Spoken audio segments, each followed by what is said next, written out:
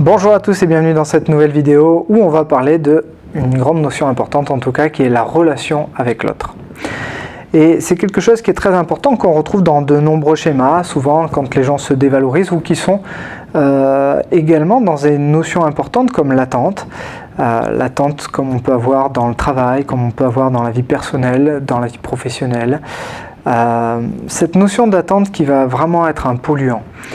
Et puis parfois c'est au niveau identitaire que ça se passe, on peut être dans l'attente de reconnaissance, d'être dans l'attente que la personne nous octroie une qualité, une compétence, nous reconnaisse pour quelque chose que l'on a fait ou que l'on aurait, en tout cas que l'on détiendrait, pourquoi pas, en capacité.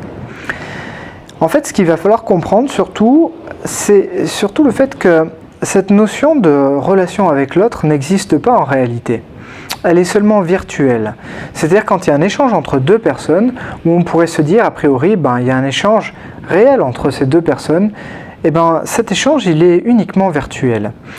Parce qu'en réalité, il n'y a qu'un échange avec la première personne, que l'on pourrait nommer A par exemple. Première personne A va avoir un échange avec elle-même et B, qui va être la deuxième personne, va avoir un échange avec elle-même aussi.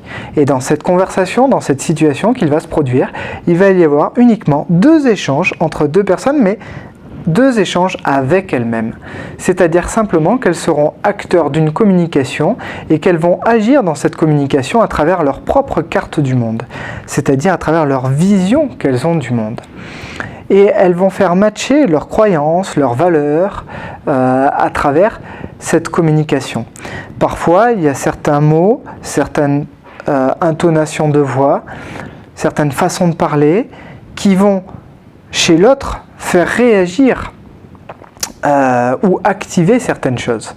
Si vous avez une blessure, s'il y a une personne, si A par exemple a une blessure et que B prononce un mot qui active la blessure de A, et simplement c'est A qui s'est activé sa propre blessure à l'écoute de ce mot et qui a renvoyé ce mot à travers sa blessure, sa représentation et donc qui a fait une interprétation de la situation, qui tout ça l'a emmené elle-même à vivre une émotion. Alors que B, lui, n'est pas responsable de la blessure de A. Il n'est pas responsable non plus de comment A a ressenti la situation. Il est simplement, lui, dans un comportement où il a donné un discours, peut-être un message, un ensemble de mots, et cet ensemble de mots a réveillé chez A quelque chose en particulier. Ce n'est pas la responsabilité de A ni de B, c'est simplement le fait que A, dans sa propre communication, dans sa propre histoire de vie, se rend compte à ce moment-là qu'il y a quelque chose à travailler. Et alors A ne peut pas demander à B de compenser ce manque et de travailler cette blessure. Ça va être donc à A de devoir travailler sur lui-même pour combler lui-même ce manque, cette blessure. Si A était dans l'attente que B lui donne de la reconnaissance, alors A devra lui-même aller s'octroyer cette propre reconnaissance. Si c'est une reconnaissance par rapport à des capacités, des compétences, un savoir-faire, ça voudra dire que A devra travailler sur la réalisation du fait qu'il a bien cette capacité, l'acceptation du fait qu'il a bien cette compétence. Et alors s'appuyer pour ça sur tous les faits sur lesquels il demanderait à B de s'appuyer pour reconnaître cette valeur, cette capacité. C'est-à-dire qu'en fait, tous les schémas dans lesquels une personne va être dans l'attente, il va falloir s'en libérer. Et pour s'en libérer, il va falloir simplement redevenir autonome avec ses propres mécanismes. Arrêter d'attendre que l'autre voit quelque chose en vous, mais plutôt de vous regarder vous-même tel que vous êtes. D'accepter cette vision et alors d'être en accord avec vous. Ce qui va être important dans les faits, dans les actions, ça ne va pas être finalement que les autres estiment ce que vous faites ou soient reconnaissants par rapport à ce que vous faites, mais simplement de savoir est-ce que vous êtes en accord avec vous-même. À partir du moment où vous êtes en accord avec vous-même, avec ce que vous faites, avec ce que vous pensez, ça va vous libérer totalement et vous allez devenir autonome avec votre façon de faire, dans votre vie d'une manière générale. C'est comme si finalement, en attendant que les autres vous donnent quelque chose, que ce soit tout type d'attente, reconnaissance, émotion, pensée, parole, etc. C'est comme si vous leur donniez votre bonheur et que vous leur disiez « Ok, j'attends que tu me le donnes. Et donc je vais faire des choses pour essayer de faire en sorte que tu me donnes ce bonheur. Mais pourquoi est-ce qu'il faudrait attendre des autres qu'ils vous donnent ce bonheur, sachant que vous pouvez vous le donner à vous-même, en permanence, tout le temps, dans toutes les conditions. Le bonheur, la définition la plus simplissime du bonheur, c'est la paix de l'esprit. Et qu'est-ce que ça veut dire la paix de l'esprit? C'est l'acceptation de qui vous êtes et de ce que vous avez. L'acceptation de ce que vous avez et de qui vous êtes, tout simplement.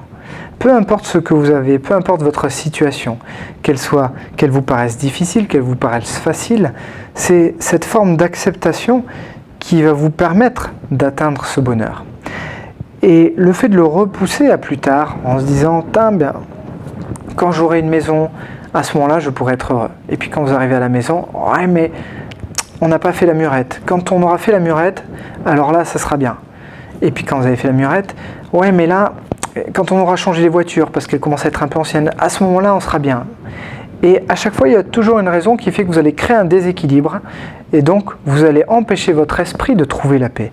Et donc vous l'empêchez d'être en paix, vous vous empêchez de vivre ce bonheur, et vous repoussez systématiquement les conditions du bonheur. Alors que le bonheur, il est tout de suite, il est là, et il est maintenant. C'est simplement cette prise de conscience de ce que vous avez, de qui vous êtes, et la capacité qu'il faut développer à apprécier ce que vous avez. C'est du contentement, tout simplement. Alors, dans la relation avec l'autre, ça devient très important d'apprécier qui vous êtes, d'apprécier vos capacités et ce que vous faites. Et de ne pas remettre ça à quelqu'un d'autre, que ce soit dans le cercle familial, relationnel ou professionnel, parce que ça serait une catastrophe, vous seriez toujours dans l'attente que quelqu'un vous donne quelque chose, systématiquement. Ou de représenter quelque chose pour cette personne, comme si vous aviez besoin d'avoir de la valeur à ses yeux. Mais finalement, c'est un effet miroir. Ça signifie simplement que vous avez besoin de reconnaître vous-même cette propre valeur. Et que tant que vous la cherchez ailleurs, c'est que intérieurement, vous ne la reconnaissez pas totalement. À partir du moment où vous reconnaissez totalement cette valeur, à ce moment-là, cela vous permet de vous libérer de cette action, de cette démarche, d'aller chercher chez l'autre cette reconnaissance.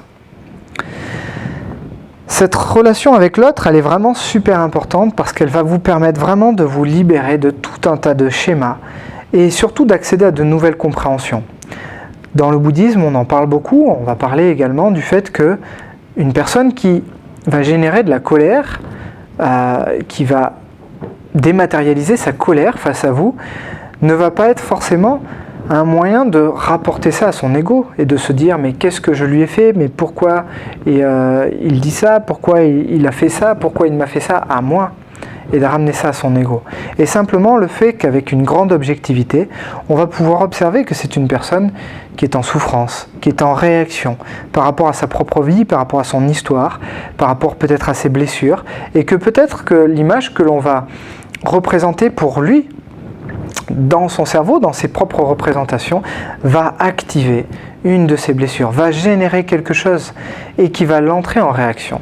Cela ne va pas dire forcément que naturellement je suis responsable de sa colère, que j'ai fait quelque chose qui l'a déstabilisé, qui l'a énervé, qui l'a mis en colère.